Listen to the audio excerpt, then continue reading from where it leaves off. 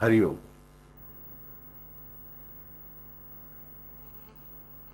सीता शक्ती श्रीमद हनुमान कीर्तन. सीता शक्ती आपण बघितली. आज आपल्याला बघायचं आहे तो सगळ्यात महत्त्वाचा भाग श्रीमद हनुमान कीलकम.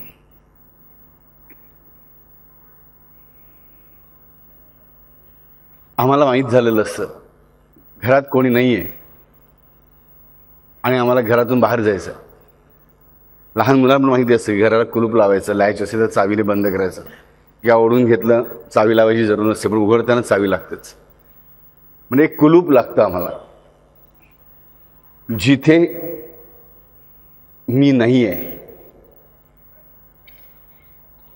नीट ऐकायचं, जिथे मी किंवा माझी व्यक्ती नाही आहे तिथे संरक्षणासाठी मला कुलूप लावावंच लागतं. आणि जिथे मी आहे परंतु चोरीची शक्यता आहे, तरी पैसे मी ठेवलेत, अमुक ठेवलेत, कोणी येऊ शकतं, त्या ठिकाणी परत आम्ही सेफ करून त्याला वरती चावी लावतोच, तिजोरी करून त्याला चावी लावतोच. म्हणजे एक कुलूप असतं की जे आम्हाला लहानपणापासून माहीत झालेलं असतं की ह्या कुलूपामुळे आमचं संरक्षण होतं. परंतु हेच कुलूप ज्याचं संरक्षण करतं त्याचा परत आम्हाला उपभोग घ्यायचा असेल, परत अनुभव घ्यायचा असेल तर आम्हाला ते कुलूप उघडावं पण लागतं. तिजोरीमध्ये माझ्या पैसे आहेत, घरामध्ये माझ्या कपाट आहे, कपाटात तिजोरी आहे, पण ती तिजोरी लॉक आहे, कुलूप लावलेलं आहे, कपाटाला लॉक लावलेलं आहे. मला त्यातले पैसे काढायचे असतील तर मला ते कुलूप उघडायला हवं, मला ते तिजोरीचं लॉक उघडायला हवं. आणि त्यासाठी काय हवं माझ्याकडे? ते किलक, माझ्याकडे चावी हवी, माझ्याकडे किल्ली हवी. आम्ही मराठीमध्ये नेहमी एक शब्द वापरतो, गुरु किल्ली. ही यशाची गुरु किल्ली आहे. म्हणजे कशी? मास्टर की. गुरु किल्ली म्हणजे मास्टर की. गुरु हाच खराखुरा एकमेव मास्टर आहे. गुरु म्हणजे सद्गुरू, हा एकमेव मास्टर आहे, लक्षात.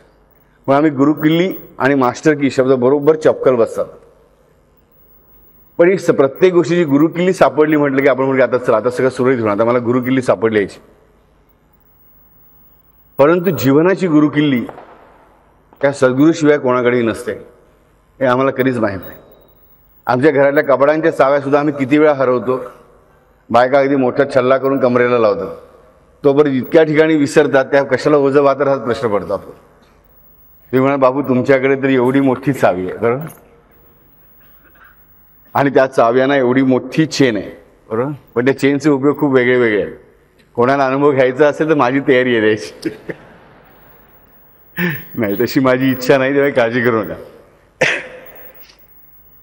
परंतु ही जी किल्ली आहे, ही किल्ली कशाची असते तर कुलुपाची असते.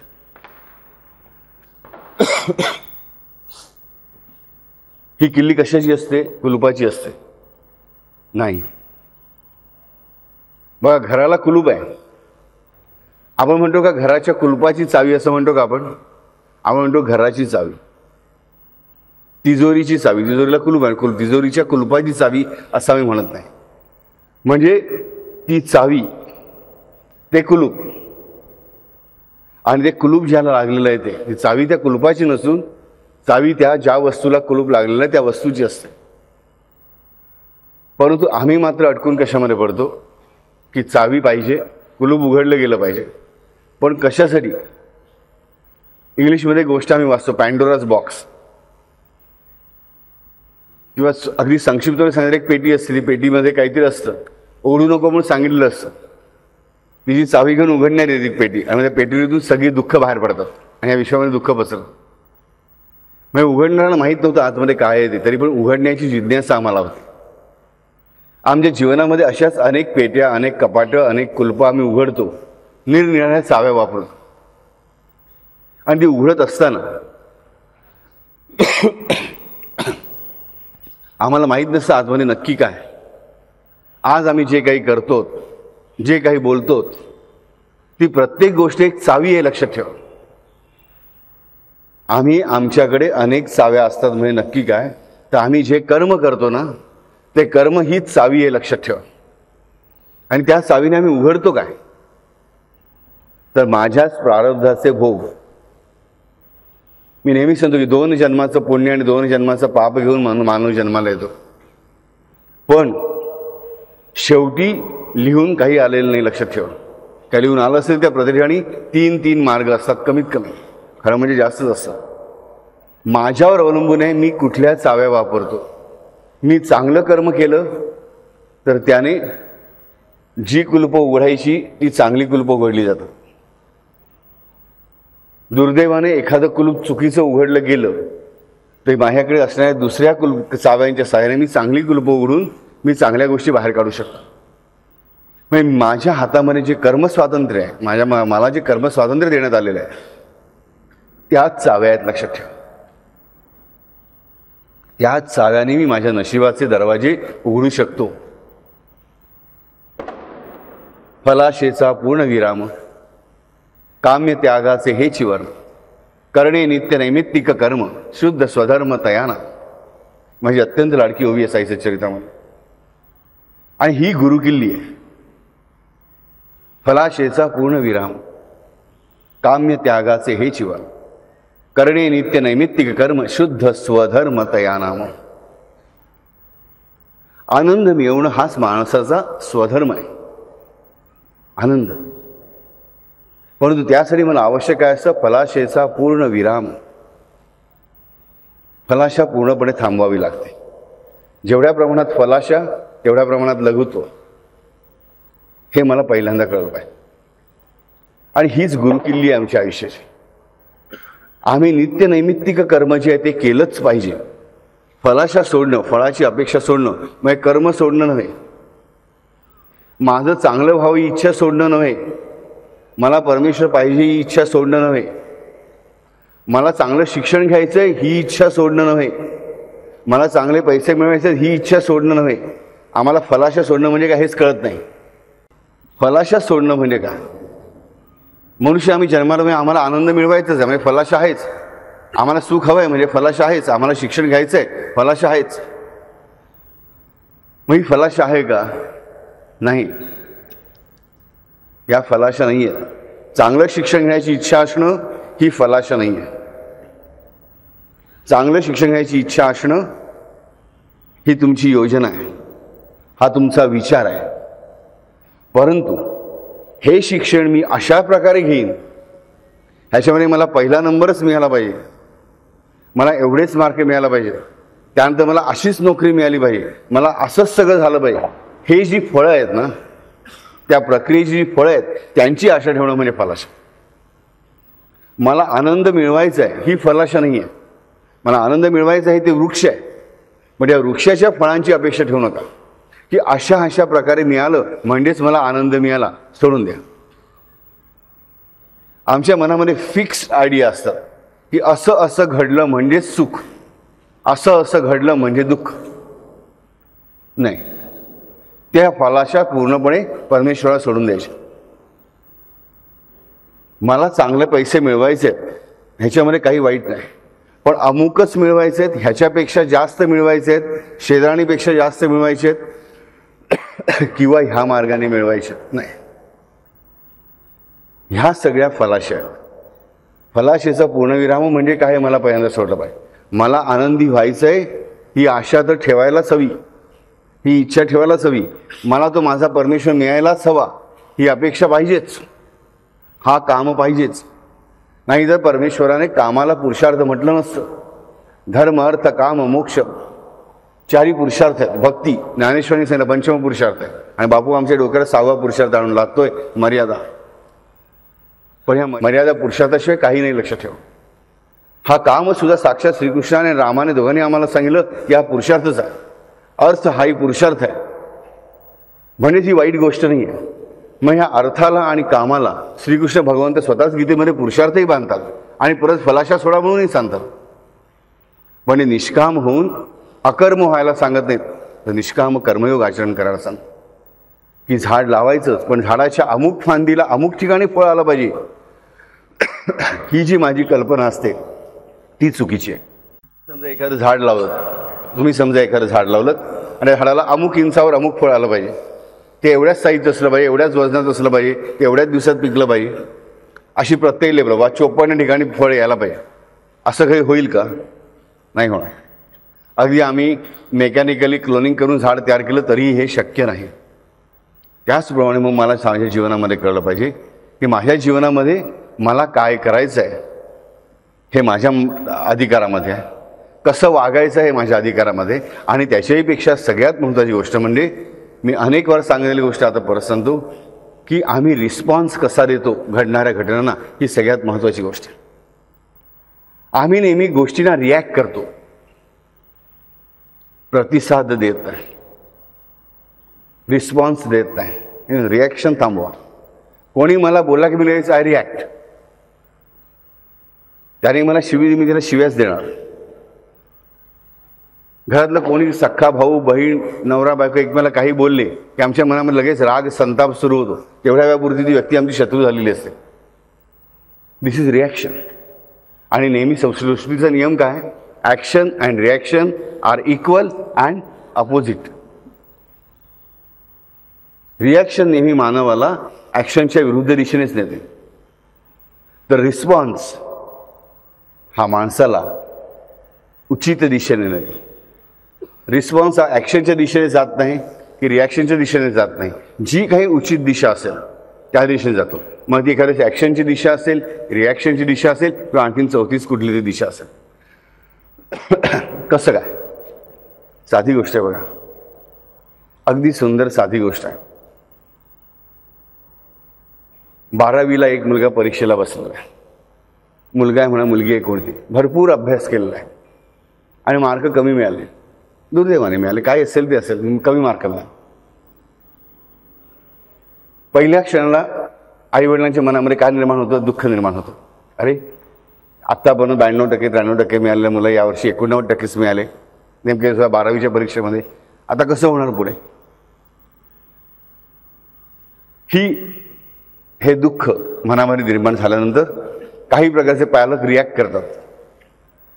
तरी तुला सांगत होतो आम्ही, तुझा अभ्यास कमी पडला, तू आमच्या तोंडाला शेण फासलंस, आमच्या तोंडाला काळोखी लावलीस, माझं नाक कापलंस, आता मोर भोग स्वतःच्या कर्माचे भोग. हे पहिल्या दिवशी नाही दुसऱ्या दिवशी तरी सांगत होतो, पिक्चर बघू नकोस, टी व्ही बघू नकोस. ही रिॲक्शन झाली. तर रिस्पॉन्स म्हणून आम्ही शब्द काय बोलतो? रिस्पॉन्सिबल. कुठलीही भाषा अशी आलतू फालतू बनत नाही, लक्षात ठेवा. रिस्पॉन्स आणि रिस्पॉन्सिबल. तर जे पॅरेंट्स रिस्पॉन्सिबल आहेत ते रिस्पॉन्स देतात, ते रिॲक्शन देत नाहीत. ते रिॲक्शन देत नाहीत, ते रिस्पॉन्ड करतात की बाळ हरकत नाही, तुझ्या प्रयत्नांपेक्षा कमी मार्क मिळाले असतील पण आम्हाला पूर्ण खात्री तू सुंदर प्रयत्न केलेले आहेस, आम्ही तुझ्या पाठीशी उभे आहोत, आपण यातून मार्ग काढू. समजा ह्या शिक्षकांनी उदाहरण केलं, त्या मुलांना अभ्यास कमी केला होता खरोखर थोडासा, शेवटचे 2-3 महिने जास्त चांगला लागला, मध्ये मध्ये थोडी त्याने टंगळमंगळ केली होती, मग मार्क कमी पडल्यानंतर रिॲक्ट आईवडील आणखीनच आरडाओरडी करणार. रिस्पॉन्सिबल म्हणजे रिस्पॉन्स देणारे आईवडील ते काय म्हणतील? हरकत नाही, मार्क कमी मिळाले, देयर इज नो प्रॉब्लेम. आलक्ष्यामध्ये बाळा काय काळजी करू नकोस, आयुष्यामध्ये हा मार्ग थांबला मग काय बाकीचे सगळे मार्ग तुझ्यासाठी बंद झाले नाहीत, पण ह्याच्यापुढे मात्र ह्याच्यापासून लक्षात घे, देवाने तुला धडा दिला आहे की मी प्रयत्न केल्याशिवाय, मी प्रयास केल्याशिवाय, परिश्रम केल्याशिवाय मला काही मिळू शकणार नाही. पण तू काळजी करू नकोस, तुला काही कोणी बोललं तर आम्ही तुझ्या पाठीशी ठाम उभे आहोत, मात्र तू मला वचन दे की परत अशी चूक करणार नाहीस. हा रिस्पॉन्स झाला. म्हणून आम्ही रिस्पॉन्स देणाऱ्या व्यक्तीलाच रिस्पॉन्सिबल म्हणतो. रिस्पॉन्सिबल, रिस्पॉन्सिबिलिटी, जबाबदारी. रिस्पॉन्स हा नेहमी जबाबदारच असतो, तर रिॲक्शन ही नेहमी बेजबाबदार असते, बेजबाबदार असते. हा जो रिस्पॉन्स देण्याचा गुणधर्म आहे, हा रिस्पॉन्स देण्याचा, रिस्पॉन्सिबल होण्याचा, रिस्पॉन्सिबिलिटी म्हणजे जबाबदारी सांभाळण्याचा गुणधर्म जो आहे, तो गुणधर्म सगळ्यात सुंदरपणे आम्हाला कोण शिकवतो? तर श्रीमद हनुमान कीलक. हा हनुमंत जो आहे ना, हा एकमेव असा राजानं जो आम्हाला शिकवतो प्रत्येक कर्तव्य कसं पार पाडायचं, समोरच्याच्या संवेदनांना प्रतिसाद कसा द्यायचा, कुठल्याही प्रश्नाला उत्तर कसं द्यायचं. अंजनीचा पुत्र म्हणूनही तो बेस्ट. त्याने आईला दिलेला प्रत्येक प्रतिसाद सुंदर आहे. जगातील प्रत्येक स्त्री, जन्मलेली मुलगी असो की म्हातारी असो, त्याची आईच आहे. हा त्याने आईला दिलेला सगळ्यात मोठा नजराणा आहे, प्रतिसाद आहे.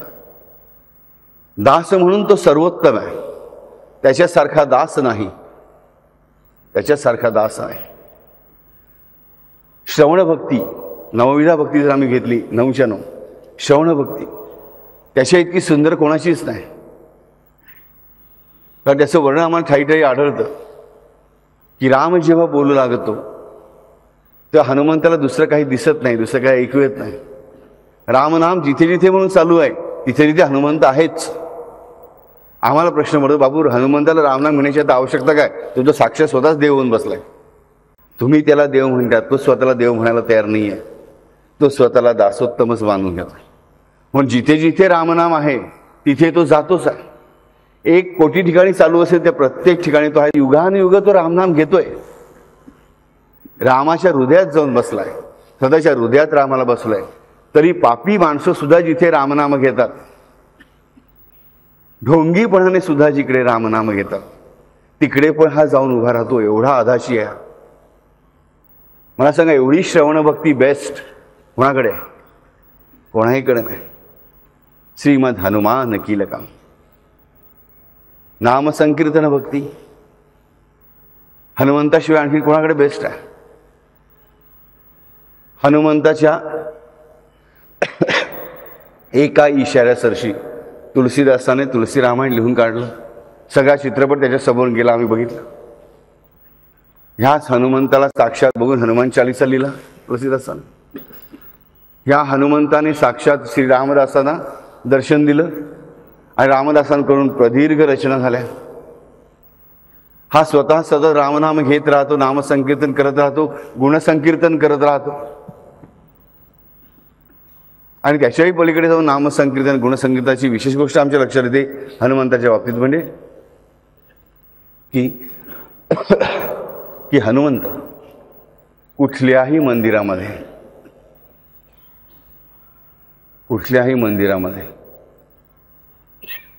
रामाच्या सुद्धा सुखाने राहतो, देवीच्या मंदिरात सुद्धा सुखाने राहतो, कृष्णाच्या मंदिरात पण सुखाने राहतो, गणपती मंदिरात पण सुखाने राहतो. मला सांगा, तुम्ही देवळं हिंडलात तर तुम्हाला कुठे ना कुठे प्रत्येक मारुती सापडतोच. पार्वतीच्या पण सापडतो, शंकराच्या पण, गणपतीच्या पण, कार्तिक स्वामीच्या पण, विष्णूच्या पण, रामाच्या पण, कृष्णाच्या पण, दत्तगुरूंच्या पण. हनुमंत आहेच.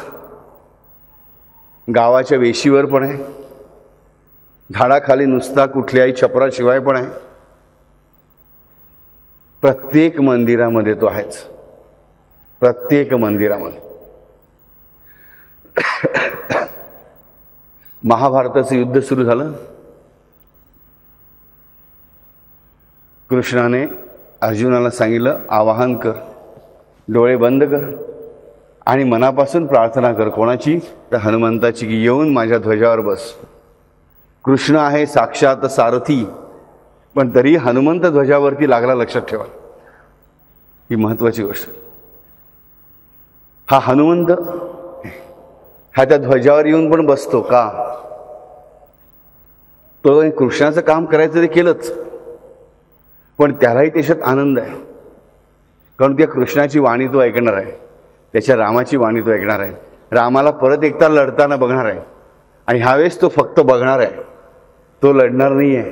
He is enjoying. आणि परत कृष्णाने त्याला आदेश दिलेला आहे. हनुमंत येऊन नमस्कार करतो कृष्णाला. त्या क्षणी त्याला साक्षात समोर राम दिसतो. त्याला दुसरं काही दिसूच शकत नाही, त्याला साक्षात राम दिसतं. आणि मग रामाला, त्या रामाला, कृष्ण असणाऱ्या रामाला किंवा राम असणाऱ्या कृष्णाला हनुमंतजी विचारतात की देवा मी काय करू? तो राम की कृष्ण प्रश्न तुम्ही सोडवायचा आहे. तो सांगतो, बाबा तू या ध्वजावर जाऊन बैस. ध्वजावर बसून मी काय करू? तुला काय पाहिजे ते कर. हा म्हणतो, मला तुम्हाला बघायचं आहे. बघा गोष्ट किती सुंदर आहे. ह्या वारकरी संप्रदायातल्या गोष्टी खूप छान असतात. मला तुम्हाला बघायचं आहे. आता ध्वजावर बसला, रथामध्ये कृष्ण आहे, बघणार कसा? बरोबर, साधा सुद्धा प्रश्न. तेव्हा कृष्णाने त्याला सांगितलं की हे हनुमंता, तू जसा ध्वजावर आहेस त्या स्थितीत मात्र तुला राहणं भाग आहे, पण त्याही स्थितीत तू मला सतत बघू शकशील. आणि म्हणून कृष्णाने स्वतःच्या डोक्यावरचं छत्र, सारथीच्या डोक्यावर पण छत्र असायचं, ते काढून टाकलं. रथामध्ये अर्जुन आहे, कृष्ण नेहमी अर्जुनाच्या रथामध्ये छत्राच्या बाहेर बसलेला, लक्षात ठेवा. आम्ही इतर रथींचे रथी बघितले तर सारथी थोडे मागे बसलेले असतात, कृष्ण पुढे बसलेला आहे छत्राच्या. त्याने डोक्यावर छत्र येऊ दिलं नाही का, तर वर बसलेल्या हनुमंताला तो कृष्ण सतत दिसला पाहिजे म्हणून. कृष्ण जे जे बोलतोय अर्जुनाशी ते ऐकतोय, विश्वरूप दर्शन पण ऐकतोय. आणि हे सगळं करत असताना हा हनुमंत सातत्याने नामस्मरण करत होता. श्रीराम जय राम जय जय राम हाच तो महामंत्र म्हणत होता. महाभारतात युद्ध संपल्यानंतर अर्जुन कृष्णाला विचारतो की साक्षात तुम्ही तिकडे उभे असताना हा हनुमंत श्रीराम जय राम का म्हणत होता? कृष्णाने म्हटलं, तो म्हणत होता मला काहीच ऐकू नये.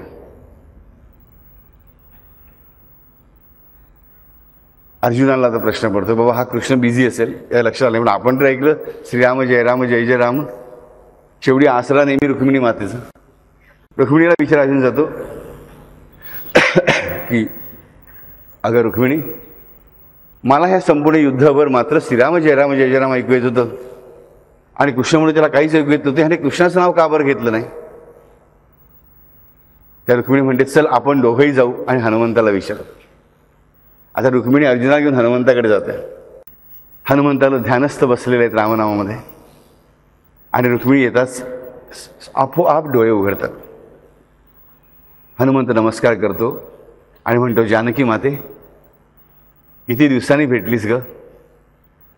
ते आपल्या बाळाला जवळ घेतलं. अर्जुन परत आश्चर्यात पडतो की साक्षात रुक्मिणी आहे, हा जानकी काय म्हणतोय? तेव्हा रुक्मिणी विचारते हनुमंता, अरे हनुमंता बाबा, ह्याला असा प्रश्न पडलाय, तू श्रीराम जय राम म्हणत होतास. आणि म्हणतो, खूप चुकीची गोष्ट आहे, मी जराही श्रीराम जय राम म्हटलं नाही. मग तू काय म्हणत होतास? तर मी श्रीकृष्ण जय कृष्ण म्हणत होतो. आता प्रश्न आला अर्जुनाचा की माझे कान बिघडलेत की डोकं बिघडलंय? आणि हनुमंत भजन सुरू करतो.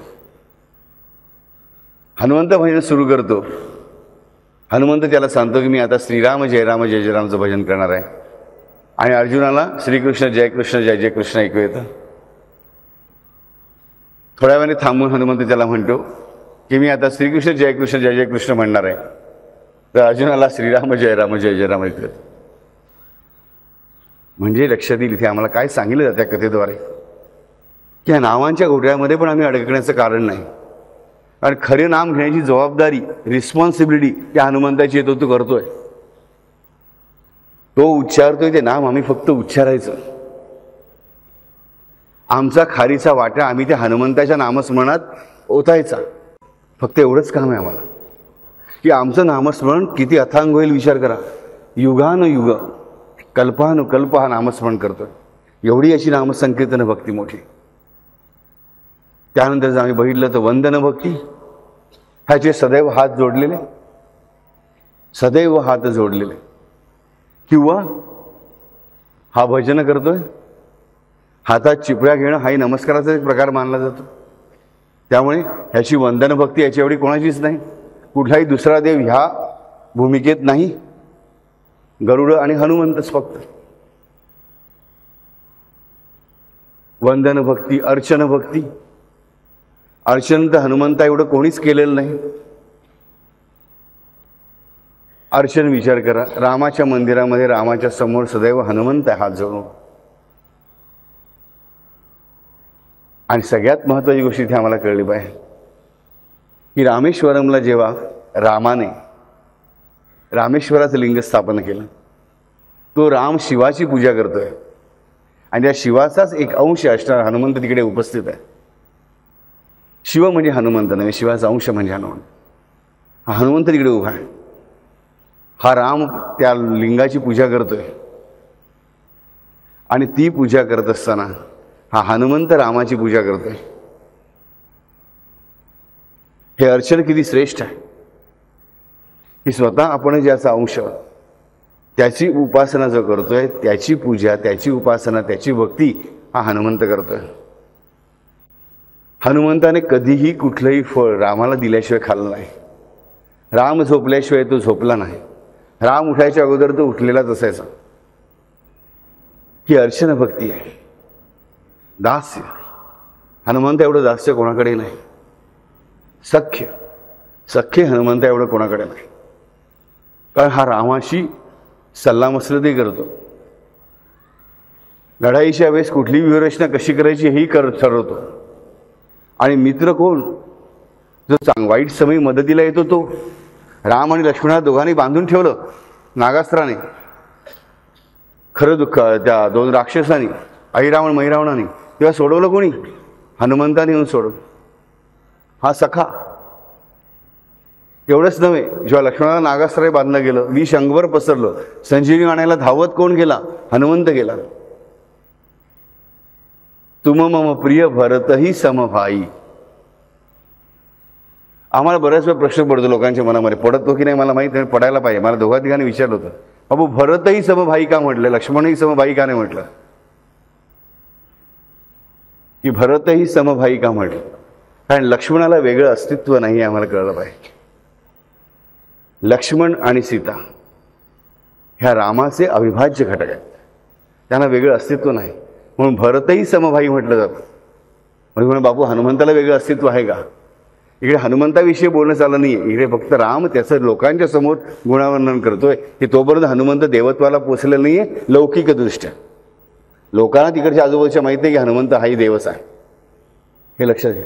आणि म्हणून तो वापरताना राम शब्द वापरतो, तुम मम प्रिय भरतही समभाई. हा हे सख्यत्व पण त्याच्याकडेच आहे, अत्यंत सुंदर सख्यत्व. आत्मसमर्पण आणि आत्मनिवेदन. रामाची इच्छा हीच त्याची इच्छा. रामाचा शब्द हाच त्याचा शब्द.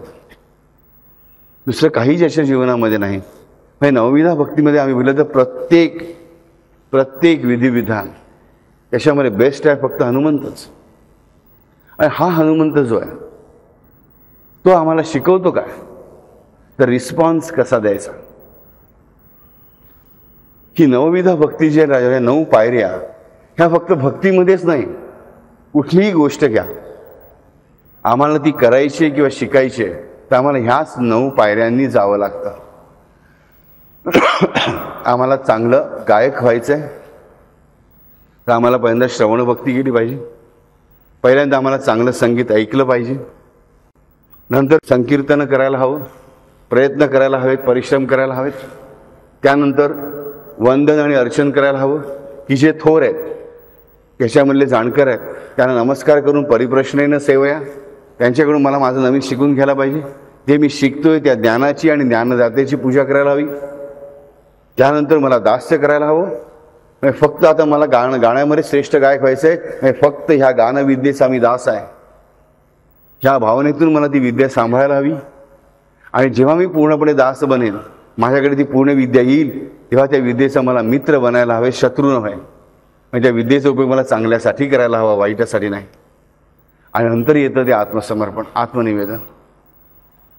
म्हणजे जिकडे ते गाणं आणि मी आमचं जीवन एकरूप झालेलं असतं. गाण्याशिवाय माझं जीवन नाही, माझ्या जीवनाशिवाय गाणं नाही. आणि मध्ये मी मुद्दाम उल्लेखित केलेली भक्ती म्हणजे पादसंवाहन. पादसंवाहन दास्याच्या आधी करावंच लागतं. पायापासून सुरुवात करून मला त्याच्या शीर्षापर्यंत प्रत्येक कला, छंद, ज्ञान, विज्ञान जे काही मला मिळायचं असेल याला सुरुवात पायापासूनच करावी लागते. कोणी म्हणेल मी पहिल्यांदा इंजिनिअरिंगची परीक्षेला बसवेन मुलाला वयाच्या 7व्या वर्षी आणि मग 29व्या वर्षी मी त्याला पहिलीला बसवेन. हा उलटा प्रवास कधी शक्य आहे का राजाने मला सांग.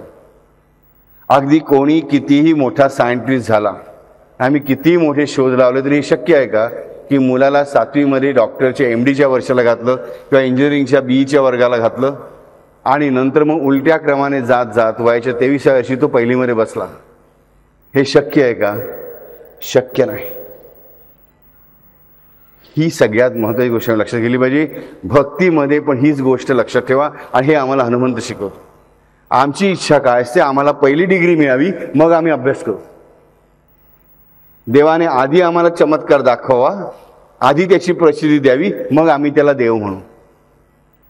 अशी जर तुमची मनोवृत्ती आहे तर 5व्या वर्षी मुलाला बीच्या वर्गात घालून बघा आणि मग त्याला 23व्या वर्षी पहिलीत बसवा. जर हे सुरळीत चालणार असेल तर मग ते होऊ शकेल, पण ते होणार नाही.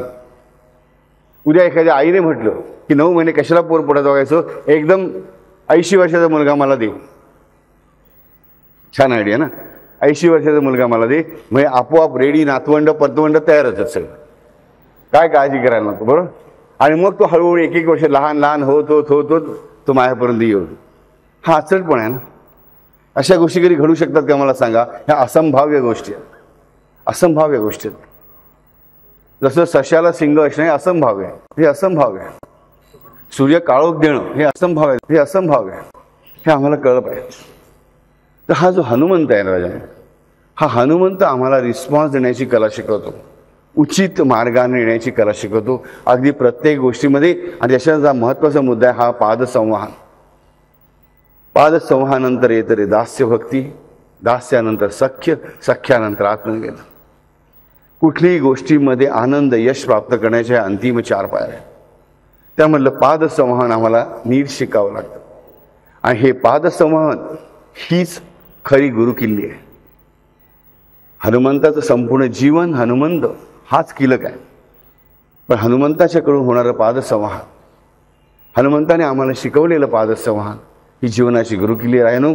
प्रत्येक गोष्टीची सुरुवात पायापासून होते. आधी 9वा मजला बांधला आणि मग पाया खोदला, असं कधी झालंय का राजा? कधीही होणार नाही.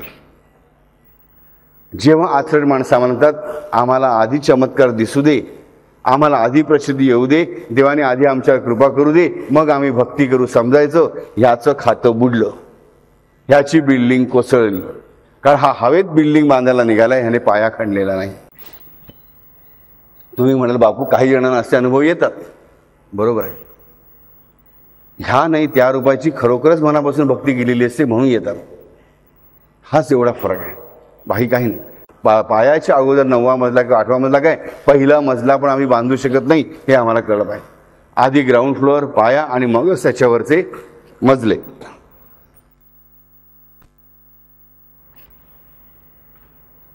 हनुमंत आम्हाला हे शिकवतो की हे जे पादसंवाहन आहे, प्रथम पाय परमेश्वराच्या मूर्तीचे, पण प्रथम पाय स्वीकारायला हवेत, चरण स्वीकारायला हवेत, मग परमेश्वर मिळू शकतो. आणि ह्या रामरक्षा स्तोत्रामध्ये श्री हनुमान किलकम कसा हे आता आपल्याला बघायचं आहे. आपण पहिल्यांदा पाठ बघितला तो इन युनिव्हर्सल आउटलाईन, की संपूर्ण वैश्विक नियमामध्ये हे पादसंवाहन या हनुमंताच्या 9विधा भक्तीचा संबंध कशा रीतीने आम्हाला गुरुकिल्ली बनवून आमच्या कामाला येतो. तर रामरक्षेमध्ये मी मागे सांगितलं एका प्रवेशामध्ये आपल्या गेल्या 4-5 वर्षांमध्ये की राम म्हणजे पुरुषार्थ, पुरुषार्थ करणारी शक्ती, आणि सीता म्हणजे ज्या पुरुषार्थाने प्राप्त होणारी तृप्ती. हा पुरुषार्थ आणि ही तृप्ती ह्यांची गुरुकिल्ली ह्या रामरक्षेमध्ये आहे. पुरुषार्थ कसा करायचा, पुरुषार्थ कसा मिळवायचा, तृप्ती कशी प्राप्त करायची आणि तृप्तीने पुरुषार्थ कसा वाढवायचा, पुरुषार्थाने तृप्ती कशी वाढवायची, ह्याचं सगळं रहस्य म्हणजे ही रामरक्षा. आणि त्याचं किलक श्रीमद हनुमान किलक. हा हनुमंत ह्याचा किलक कसा? आम्हाला हनुमंताची एक गोष्ट माहिती आहे की हनुमंत जन्मताच आकाशाकडे बघतो, त्याला भूक लागलेली असते, त्याला आकाशामध्ये सूर्य दिसतो सकाळचा, अरुणोदयाच्या वेळचा. अरुणोदयाच्या वेळी सूर्यच नसतो, बहुतेक सूर्योदयाचा सूर्य बघितला असतो. सूर्योदयाचा सूर्य बघतो, त्याला ते लाल फळ वाटतं, लिलियोता ही मधुर फल जाणू, आणि ते गोड फळ वाटलं आणि त्याने उडी घेतली ते फळ खाण्यासाठी, आणि सूर्य महाराज घाबरले. पुढची कथा आम्हाला माहितीच आहे. पण हनुमंत जन्म घेताच उडी घेतो सूर्याला फळ समजून. जन्मतःच हनुमंताचा जन्म होताच त्याच्यामध्ये एवढी ताकद आहे की तो एवढ्या लांबच्या सूर्याला बघू शकतो. ही पहिली गोष्ट. कारण तुम्ही मेडिकल सायन्स नीट वाचलं तुम्हाला कळेल की नुकत्या जन्मलेल्या बाळाला मोजक्या 1.5 ते 2 फुटापेक्षा लांबचं दिसत नाही. इवन मूल जेव्हा 6-8 महिन्याचं होतं तोपर्यंत त्याला लांबचं जास्त दिसत नसतं. आजीला अजून मी वाटतं मला लांबून बघून ओळखतं बाळ. अरे बाळा 7 महिन्याचं आहे, त्याला 5 फुटाच्या पुढचं दिसतच नाही, तो इकडे तिकडे बघून हसतोय. पण आमची आपलं मनाला वाटतं चांगलं आहे, त्यात वाईट काहीच नाही, ही प्रेमाची भावना आहे. वाटतं की मला पण एवढ्या लांबून ओळखतो, अरे बाळाला दिसतच नाही. परंतु या हनुमंताला मात्र तो सूर्य एवढ्या लांब असलेला दिसला जन्मतःच. ही पहिली गोष्ट आम्हाला दर्शविते की हनुमंत हे साधं सुद्धा बालक नाही आहे. ही एवढी मोठी थेट सूर्यापर्यंत उडी घेण्याची त्याची ताकद आहे. आणि तिसरी गोष्ट म्हणजे हे फळ आहे, ही खाण्याची गोष्ट आहे, हे पण त्याला कळत होतं. आणि आकाराने ते बालकच होतं. कुठल्याही मानवाच्या मुलाला कळतं का जन्माजन्म हे खायचं प्यायचं? नाही कळत. आईच्या दुधाशिवाय त्याला काहीही कळू शकत नाही. मी ह्या 3 गोष्टी आमच्या लक्षात आल्या की जन्मतःच हनुमंताकडे आहेत.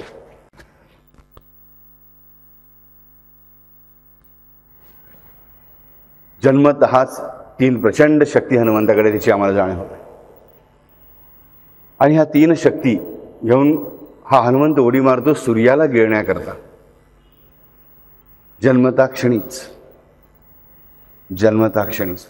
आणि हीच गोष्ट आम्हाला दाखवते, हनुमंता जन्माचीच गोष्ट आम्हाला सांगते या रामरक्षेचा किलक कसा, हा रामरक्षेची किल्ली कसा. राम कोण आहे? सूर्यपुत्र आहे, सूर्यकुलोत्पन्न आहे.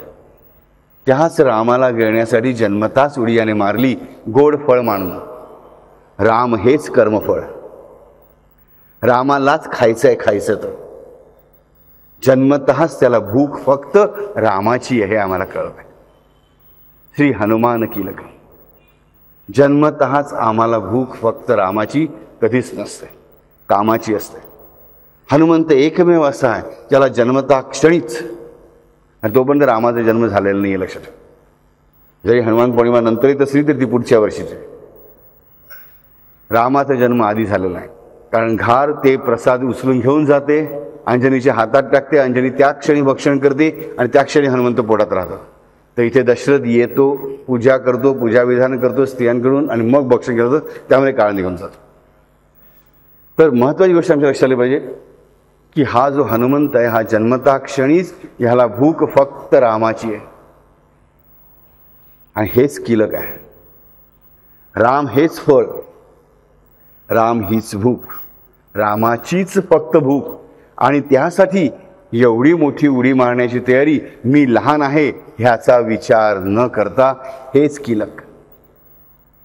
मी कितीही लहान असेल, म्हणजे मी कितीही पापी असेल, हनुमंताकडे पाप नावालाही नाही, पण मानवाने आम्ही याच्यापासून शिकलं पाहिजे की मी किती लहान असेल, मी किती क्षुद्र असेल, मी कितीही पापी असेल, पण जर मला भूक रामाची असेल, जर राम हेच माझं फळ असेल, लिल्यो ताहि मधुर फल जाणो. लिल्यो, लीलया, लीलेने, तुझ्या लीलेने तू त्याला मधुर फळ जाणून घेतलंस.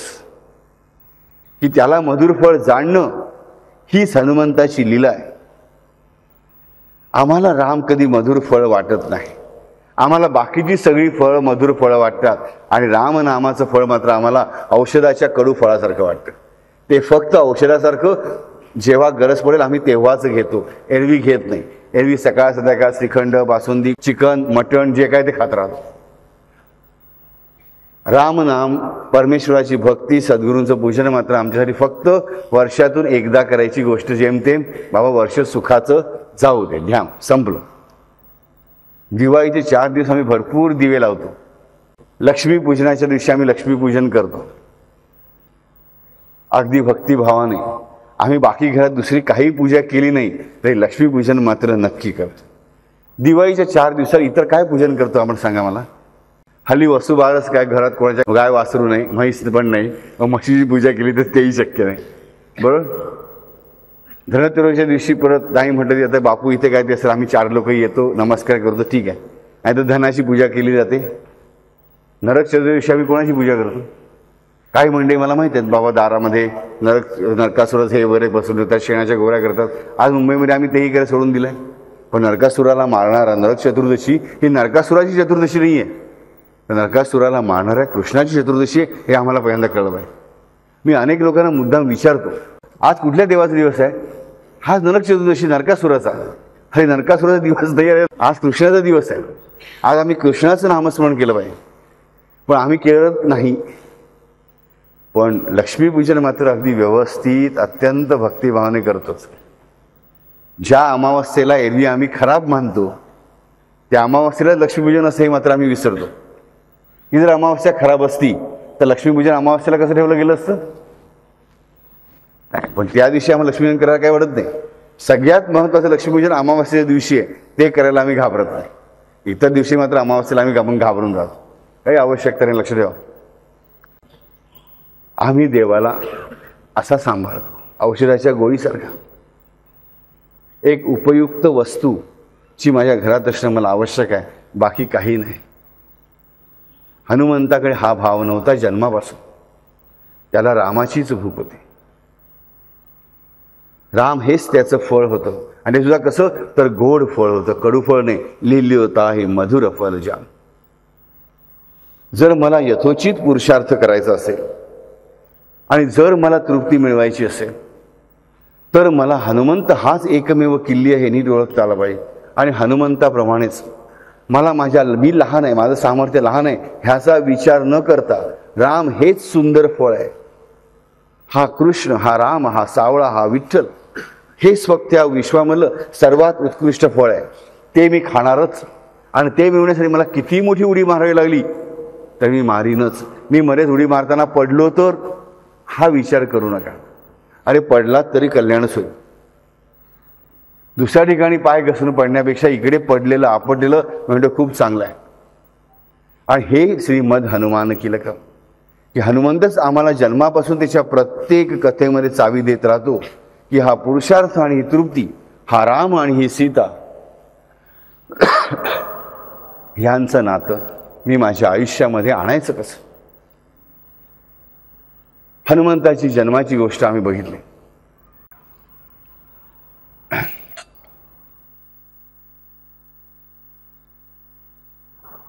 त्याच्यावर आम्हाला कळलं की हनुमंत हा कीलक आहे. पण हनुमंत कीलक म्हटल्याने आमच्यामध्ये काय फरक पडतो? काही फरक पडत नाही. मी जर हे जाणून घेतलं की हनुमंत कीलक कसा, तर 100% फरक पडतो. नुसतं ड्राय वृक्षतेने हनुमान कीलक म्हणण्याने फरक पडत नाही. पण हेच मला हे नॉलेज नाही आहे की हनुमान कीलक म्हणजे काय, ज्ञान नाही आहे. तरी देखील मी भक्तिभावाने म्हटलं तर मग हनुमंत स्वतः कामाला लागतो. तो माझ्या मनामध्ये ही वृत्ती उत्पन्न करतो की राम हेच सुंदर फळ आहे. ह्या भावना आपोआप उत्पन्न करण्याचं काम हा हनुमंत करतो, म्हणून त्याला कीलक म्हटलेलं आहे. ही रामरक्षेची 24 मुळे आम्हाला कोण उघडून देतो? हनुमंत उघडून देतो. जो कोणी भक्तिभावाने म्हणतो श्रीमद हनुमान कीलकम, त्याला कीलक शब्दाचा अर्थ माहीत नसेल, त्याला त्याच्यामागचे रहस्य माहीत नसेल, हे जो भक्तिभावाने म्हणतो त्याच्या मनाचे दरवाजे उघडायला हनुमंत सुरुवात करतो. त्या माणसाला रामनामाची, कृष्णनामाची, गुरुनामाची ओढ लावण्याची सगळी तयारी हनुमंत करतो. स्वतःच तो चावी घेऊन बसलेला असतो आमच्या मनाच्या चाव्या अनेक जी बंद कपाट आहेत त्या उघडण्यासाठी. आणि म्हणून तो श्रीमद हनुमान कीलकम. म्हणजे आम्हाला माहीत नसेल, आमच्याकडे ज्ञान नसेल, तरीही आमच्या मनाच्या चाव्या उघडून त्या रामनामाची गोडी, राम हे सुंदर फळ आहे, मधुर फळ आहे, हे आमच्या मनावर बिंबवण्याची तयारी, कर्तृत्व, रिस्पॉन्सिबिलिटी पूर्णपणे हनुमंताची आहे.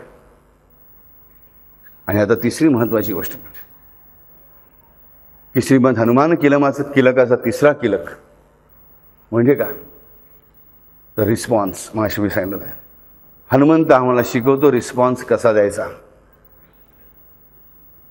रिॲक्ट न करता रिस्पॉन्स कसा द्यायचा, जबाबदारीने कसं वागायचं. सीतामाईला आणण्यासाठी, सीतामाईला बघण्यासाठी, भेटण्यासाठी हनुमंत जातो. जो सूक्ष्म रूप धरी सिंह दिखावा,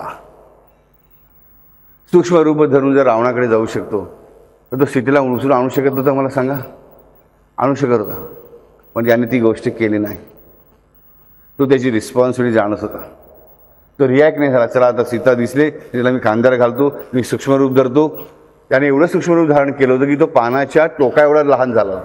मग तेवढे त्याने लहान सीतेला करून तोही घेऊन गेला असता, पण ती गोष्ट त्याने केली नाही. यासाठी रामाचं येणंच आवश्यक आहे हे जाणून त्याने पूर्णपणे संयम बाळगला. तो जर अख्खी लंका जाळू शकला, मला सांगा, आणखी 15 मिनिटं तो फिरला असता तर लढाईचा प्रश्न झाला नसता ना. रावण पण जळला असता, लंका पण जळली असती, सगळेच जळले असते. हा प्रश्न आमच्या मनात यायला पाहिजे. पण हनुमंत का करत नाही? त्याची रिस्पॉन्स ओळखतो, रिस्पॉन्सिबिलिटी ओळखतो की दिस इज नॉट करेक्ट. त्याने फक्त रिस्पॉन्ड केला, त्याने रिॲक्ट नाही केलं. रिॲक्ट केलं त्याने सगळी लंका जाळून टाकली असते. त्याने फक्त लंका नुसती जेवढी जाळली, जेवढी धाक उत्पन्न करणं हे आपलं काम आहे, ते काम करण्यासाठी जेवढं आवश्यक आहे तेवढंच त्याने केलं. एवढंच नव्हे तर जेव्हा मण्यांची सुंदर माळ साक्षात जानकी माता लोकांच्या आग्रहाखातर त्याला देते, तिला माहिती आहे ह्याला काय उपयोग नाही, नवरत्नांची माळ आहे. ती माळा घेतल्यानंतर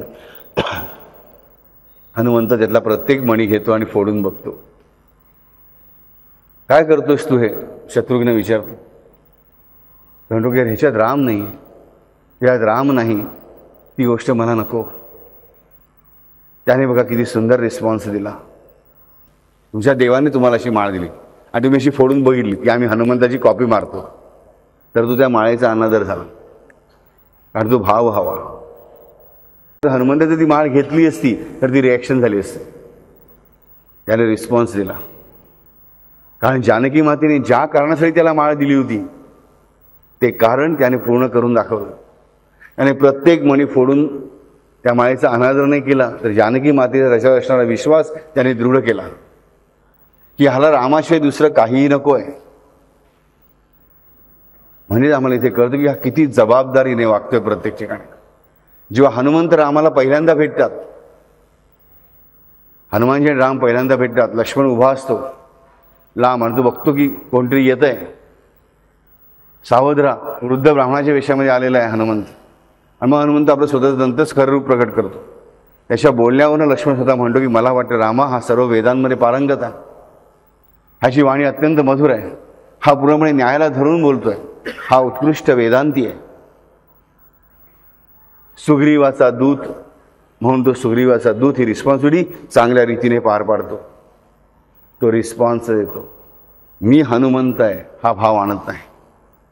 मी सुग्रीवाचा नोकर आहे, मी सुग्रीवाचा मांडलिक राजाचा पुत्र आहे, मी सुग्रीवाच्या पक्षाला फक्त एक सैनिक आहे आणि मला रामाला भेटायला जायचं आहे. Simple matter ends. म्हणजे स्वतःची रिस्पॉन्सिबिलिटी, उत्तरदायित्व, जबाबदारी कशी सांभाळायची हे आम्हाला हनुमंतच वारंवार शिकवत राहतो. आम्हाला असे रिस्पॉन्स देता आले पाहिजेत आयुष्यामध्ये. म्हणजे आम्ही लहान मुलाचं उदाहरण बघितलं परीक्षेचं, आज आम्ही हनुमंताचं उदाहरण पण बघतो. म्हणून हा हनुमंत कीलक आहे. कारण रामरक्षा बेसिकली आम्हाला काय करते तर पुरुषार्थ आणि तृप्ती देते, कारण ती बेसिकली आमच्या जबाबदाऱ्या पूर्ण करायची ताकद आम्हाला देते. रामरक्षा आम्हाला पुरुषार्थही देते आणि तृप्ती देते. म्हणजे काय देते? रामरक्षा आम्हाला आमची जी जबाबदारी आहे, खरी जबाबदारी आहे, ती पूर्ण करण्याची क्षमता आम्हाला रामरक्षेतून प्राप्त होते. आणि त्याचा कीलक कोण आहे तर हनुमंत आहे. कारण तो एकमेव जबाबदार असा आहे की जो त्याची जबाबदारी नीट जाणतो. हरिओम.